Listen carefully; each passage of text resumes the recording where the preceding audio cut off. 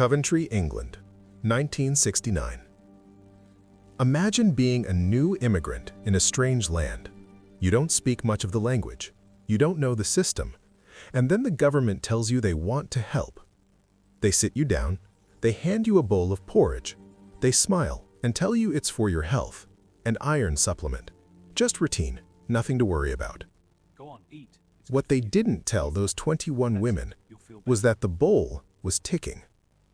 The Medical Research Council, a government body, wanted to study how iron was absorbed differently across ethnic groups. So they used iron-59, a radioactive isotope. They tracked it as it moved through the bloodstream, into the organs, into the breast milk. These were nursing mothers, and researchers weren't just taking notes from a distance. They were drawing regular blood samples. They were pressing Geiger counters, the same devices used to detect uranium in mines, directly against these women's bodies, mapping the radiation, logging the results, calling it science. Most of these women spoke very little English. The consent forms, if they existed at all, were never translated. They signed documents they could not read, in a language they did not speak, trusting a system that was supposed to protect them. That trust was never deserved.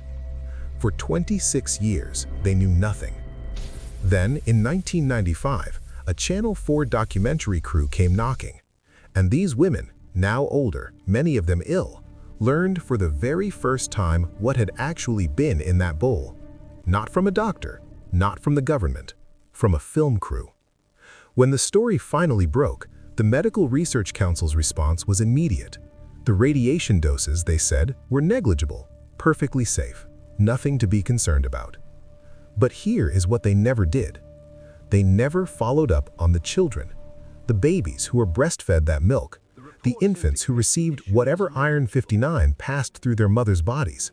No study, no monitoring, no accountability.